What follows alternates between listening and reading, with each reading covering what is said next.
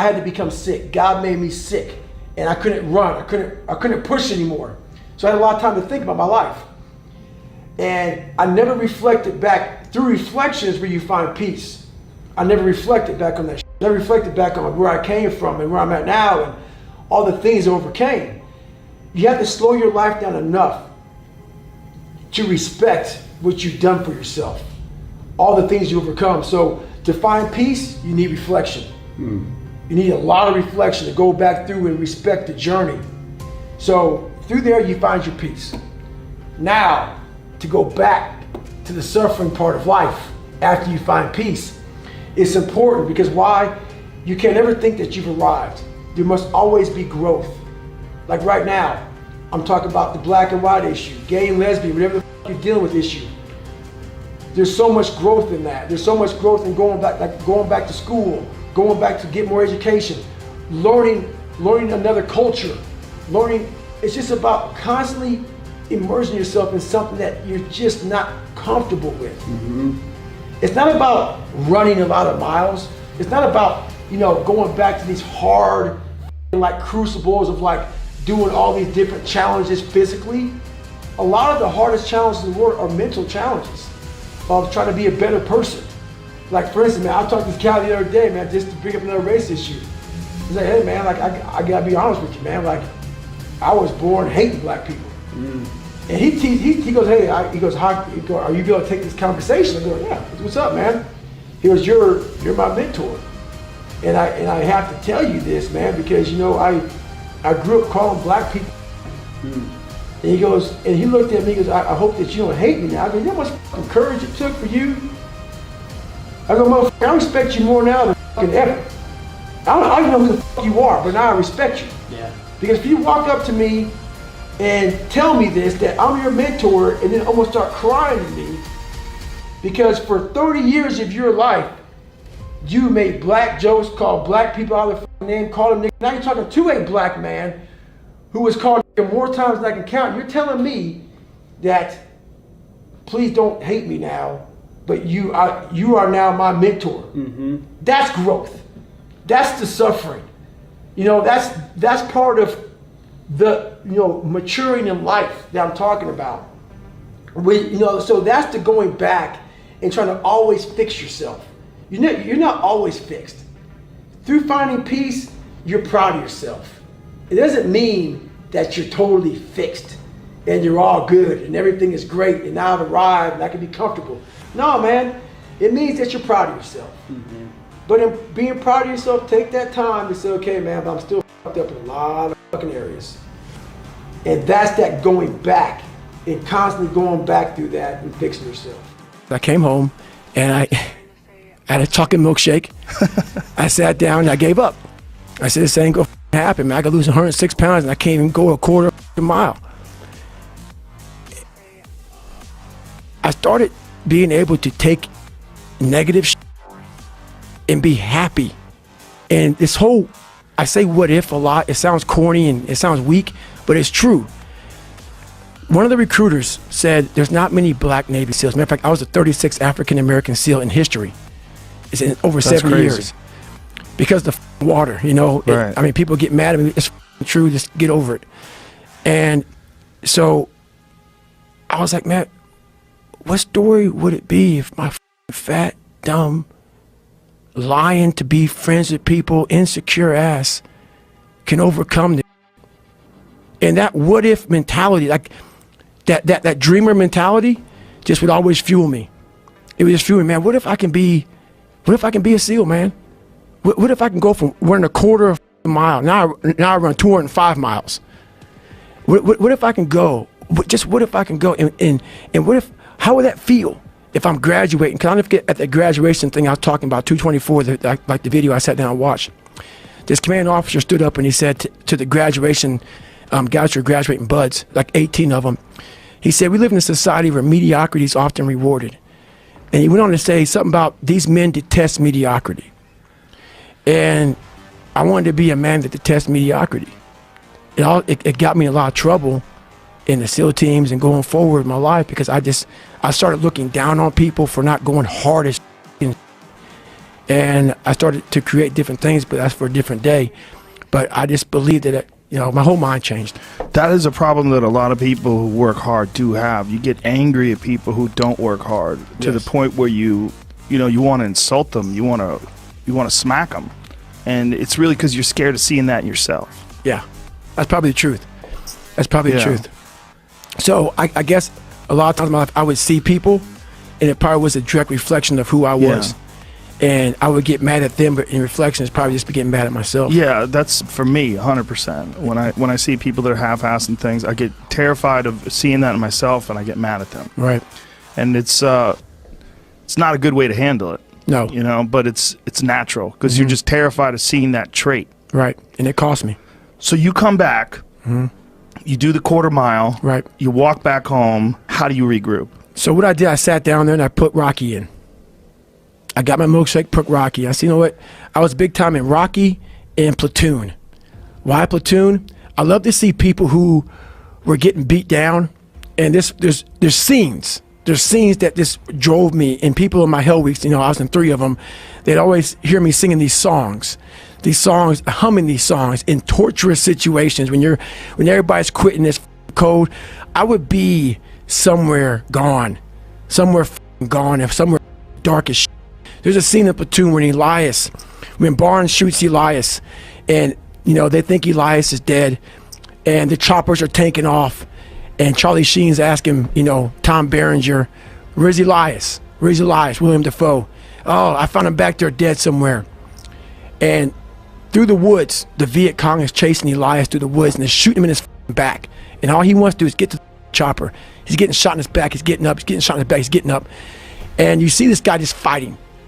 I love a guy who just fights. And so I put these things in as reminders that you're going to have to suffer, man. This 0.25, man, you're going to have to suffer to go from this fat, insecure mother to one of the best guys on the planet Earth. This journey is going to take something that is going to be incomprehensible to most people. And these different visualizations, how I visualize in my self-talk, it became so nasty and dirty that I almost liked the fact that I went 0.25. So it became from being defeated to like, man, all right, motherfucker, maybe tomorrow we can go 0.75. It just became this different mindset. I turned negatives into positives. And it was me against me. My pants were down to my knees. I was not, whatever was going on, I was in bad shape. So I went to the bathroom and I had this weird haircut because I wanted attention. I was an attention getter. I went to an all-white school pretty much. Some of the kids liked me, a lot of them didn't like me, whatever. Didn't matter. I was looking for something. So I would dress differently, crazy haircuts, and I went to the mirror and the reflection in it revealed a lot of bad things. A lot of things that I was hiding behind the saggy pants. And I'm looking at myself in the mirror going like, God, dog, dude, you are something else, man. Like you have created a character. I want to be at the cool guy table. And whatever I could do to get attention, I did. And it wasn't me. It wasn't who I was inside. But I was scared for anybody to know who I was inside. So in that accountability mirror, I call it, I got real with myself. And I said, you have a 3rd grade reading level, which is hard to admit when you're a junior in high school that you copied on every single thing you did because of fear they're going to put me in a special school. We all know what special means. I'm going to have a title on myself the rest of my life. And being cool, you don't have a title on yourself. So I started cheating. I was dumb. And people say, oh, you had a learning disability. I had a learning disability, but I realized I was lazy. So I called myself out there. I called myself out every which way possible. I didn't call myself out. I was just honest. I was honest. Look at yourself, man. Look at yourself. And it was that day, and a couple of days after that, I just got real with myself. And every day I came home, I called the accountability mirror. What am I going to do today to change what I see in this mirror? What am I going to do today? And a lot of it was I stopped sitting with the cool guys. I actually tucked my shirt in and went to school looking like, hey, man, this is how I'm going to look. If you don't like it, so be it. I had to really wear this layer of skin. I had to develop a really callous skin on me to take Whatever you're gonna call me, you're gonna call me. Whatever I'm gonna be, I wasn't a geek, but whoever I am, you're gonna see me. You're gonna see me for who I am, because I need to change who I'm not. And that accountability mirror just became raw. And when I became fat over the years, because I fell back in the hole, I called myself fat, because I was fat. And people don't want to do that. They want to say, oh, don't call yourself fat. Don't call yourself dumb. If you're not real and raw with who the you are, nothing's gonna change. And in this nice new world that we live in, we want to hear, you're just a little big. No, man, you might be fat. And it's okay to hear that from yourself and from everybody else. So that's where it started at. And it's raw. It gets ugly sometimes in me in that mirror, but I'm also proud of myself to be able to tell myself that and then fix what's in that mirror. That's what hits me, and that's what I really want people to hear, is that you can say those things, A, because they're true, and B, because you can fix them. Right. And your whole life has been about addressing those things. Mm-hmm. So walk us through, how in the book do you help people start addressing it? Because that's what I think is so powerful about your book. So the first thing about it is, once you realize it, and you have to realize it, you gotta call yourself out. Addressing it is very small. It doesn't go from like one morning I'm this way, next morning I wake up and presto, 5 steps to greatness. No, it ain't that, brother. You read my book, this is hard work. It's every day, like right now. I had to be honest with you, man. I'm even shaking right now being on this show. I'm a big time introvert. How you address it is you face it. You face it every day. You face it every single day of your life, where you say, okay, like if you're fat, you need to lose weight. It's patience. It's patience in this fact of accepting who you are right now. I'm fat. I don't like myself. Accepting the fact that if you lose 3 or 4 pounds, that's a huge accomplishment. You have to live in your own fucking world. You cannot judge yourself. That's why social media and all these things are horrible. You can't judge yourself off of the so-called competition that we have made up in our mind. The things that, how people look, how people act, how smart someone is. This is a race that you run completely alone. And you're all by yourself. I had tons of sticky notes all over my mirror. It wasn't like, be better than John or be as fast as whoever. Okay, David, yesterday you did this. Today, our next goal for the week is this. So I had a year goal, weekly goals, daily goals, hourly goals, and the big goal was I lied a lot growing up. I wanted to be accepted. One goal was, let's go one day without lying. Let's go one day, and then when I would lie to somebody, I would say, hey man, now I had to go back now and apologize, say, hey man, I lied to you. You know how hard it is to go back to somebody and say, I lied to you? Hey man, you know what? Back there, I lied to you, dude. I was really jacked up. So I figured out these ways of total accountability. Like right now, I had to run this morning before I talked to you. Because why? That's what I'm about. I'm about mind, body, fitness. A lot of folks talk so much about, hey, I'm gonna change your life. I'm gonna do this, I'm gonna do that. Are you accountable for what you're doing? Are you accountable? And I mean to the T for what you're saying. I am. And that's where it started. It started with that total accountability of, let's not lie today. Let's tell people the truth about who you are. And when you can get on and tell someone, like I'm doing right now, exactly how fucked up you are, that's the goal in life. To put your life on a billboard, on the busiest road, in the busiest highway in the world, and say, this is how fucked up I used to be. No matter what you face, no matter how bad it is going to be, when there is a challenge, and by a challenge I mean anything in life, any challenge, anything that you're facing, the only way to overcome the challenges that you face is to start walking.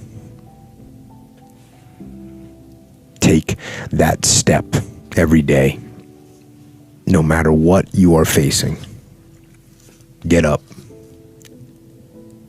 and start walking. Someone that overthinks things, they get analysis paralysis, right? They just start thinking and thinking and thinking. They're frozen from their own thoughts, too many thoughts. And so I thought these were good little factors here. And it basically, to me, it all boils down to actually fear. Because if you're thinking, then you're not taking action. And if you're not taking action, then there's no consequence. And if there's no consequence, then there's nothing to be afraid of. So I think that the overthinking can be an excuse for actual fear. And same thing with like, oh, I'm a perfectionist. That's also fear. It's fear of not being perfect. And then on top of that, low confidence. Well, if you have low confidence, guess what? You're afraid. Your confidence is low. You're not sure of yourself, so you sit around and think about doing it instead of actually doing it. And then anxiety. Well, yeah, anxiety actually is fear. You're afraid to do something. And then IQ. Now that might be, I guess, maybe someone has a high IQ and therefore they're thinking a lot. And maybe that's not fear. But let me ask you a question. If you're so smart, then why aren't you taking action and making something happen? So you got a big IQ, that's no excuse to sit around and overthink things. Especially because if you're so smart, why can't you come up with a quick solution? Why can't you realize that overthinking is actually causing the problem harm? It's not moving the problem forward. So quit thinking so much and take action. So for me, how I found peace was through my story, going back through my life, seeing where I came from and where I'm at now. Seeing that journey. But the thing about it is you have to see the journey. First of all, you have to start your journey. And many of us think because we're born into this world that we have started our journey. No, it's not it, man. That's not it. It's not that simple. I wish it was that simple. Many people have died and lived to be 100 years old and never started their journey. That journey starts when you start to meet yourself at that battle. When you start to battle yourself and start to break down those walls that you in society start to build in your own mind. Once you start to break down those walls, you've now started your journey. Your journey has to be hard at first to get through the other side to find peace. I'm able to visualize and dream like nobody's business. And I know that I can create a vision that many people can't. And I work for it. So the vision I had was when Apollo Creed beat the out of Rocky, beat the out of him, he kept fighting. He was a dumb fighter, couldn't read, that was me. Couldn't read, couldn't write, just punchy, everything about him. And Rocky Apollo beat the out of him. He was in that corner and everybody was saying, stay the down. And him getting up, Apollo Creed raised his arms up in the air, turned around, thought he won the fight. He turns around and sees this guy getting up, and it was the face of Apollo Creed that changed my life. The face of Apollo Creed. It was like, just by that motherfucker getting up, not winning, just by him getting the up, Apollo Creed was champ, he's the best. Rocky had taken his soul, had literally taken his soul. His head goes down, he looks down like, what the are you? I wanted to be that, not Rocky.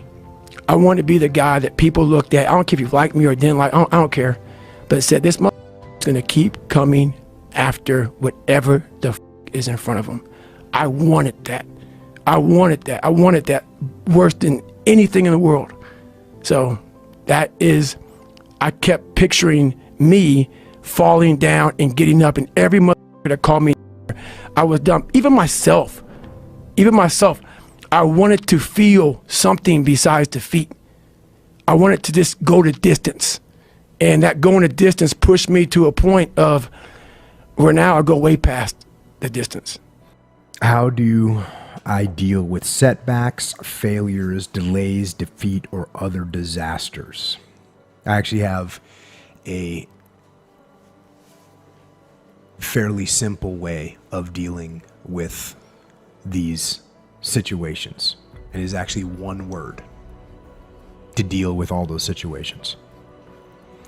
And that is good. And this is actually something that one of my direct subordinates, one of my guys that worked for me, pointed out to me. And he would call me up or pull me aside with some major problem, some issue that was going on. And he'd say, boss, we got this and that and the other thing. And I'd look at him and I'd say, good. And finally one day he was telling me about some issue that he was having, some problem, and he said, I already know what you're going to say. And I said, well, what am I going to say? He said, you're going to say good. He said, that's what you always say. When something is wrong and going bad, you always just look at me and say good. And I said, well, yeah. And I mean it.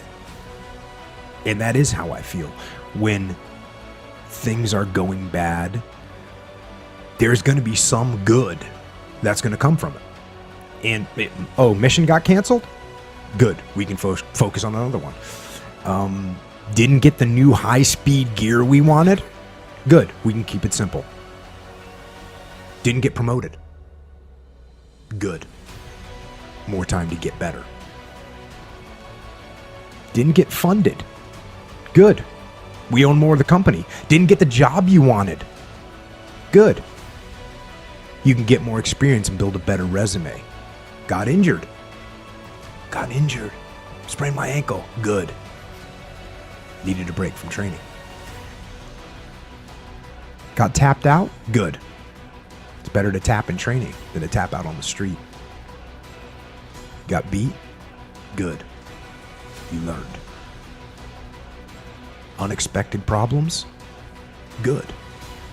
We have the opportunity to figure out a solution. And that's it. That's it. When things are going bad, don't get all bummed out. Don't get startled. Don't get frustrated. No. You just look at the issue and you say, good. And I don't mean to say something that's all cliche. And I don't mean to sound like Mr. Positive. Find the positive, but do that. Focus on the good. Take that issue, take that problem, and make it something good. It'll bring that attitude to your team, too. You go forward.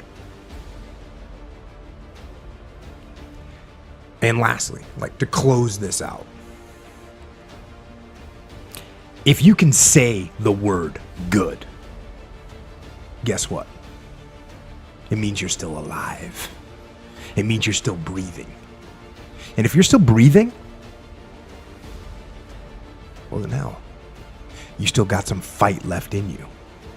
So get up, dust off, reload, recalibrate, re-engage, and go out on the attack. And that right there is about as good as it gets. The chronic excuse maker. How do you stop making excuses? This is actually pretty simple. And I said it the other day, and you have to realize, you have to know, you have to accept that all your excuses are lies. They are lies, all of them. Think about the things that you tell yourself, the lies you use to rationalize taking the easy road. Taking the easy road and leaving discipline behind. Think about them. You don't have time. That's a lie.